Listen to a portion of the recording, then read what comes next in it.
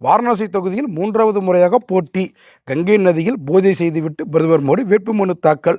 கூட்டணி கட்சித் தலைவர்கள் பங்கேற்பு. வளிமண்டல கீழடுக்கு சுழற்சி காரணமாக தமிழ்நாட்டில் 4 நாட்கள் மழைக்கு வாய்ப்பு.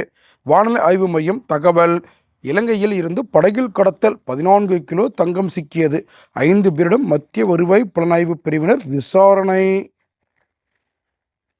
டெல்லி திகார் சிறைக்கு வெடிகுண்டு மிரட்டல். அதிகாரிகளை அலக்கழிக்க வைக்கும் மின்னஞ்சல்கள். ஈரோட்டில் பரிகார பூஜை செய்வதாக கூறி வயதான தம்பதிக்கு பாலில் மயக்க மருந்து கலந்து கொடுத்து 9 பவுன் நகை பறிப்பு. முதியவர் கைது.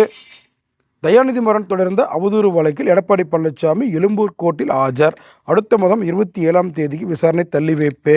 +1 பொதுத் தேர்வு முடிவு வெளியீடு. 91.17% பேர் தேர்ச்சி. ஈரோடு மாவட்டம் 95.56% தேர்ச்சி. மாநிலத்தில் 2ஆம் இடம் பிடித்தது. ஆந்திராவில் தேர்தல் மோதல்.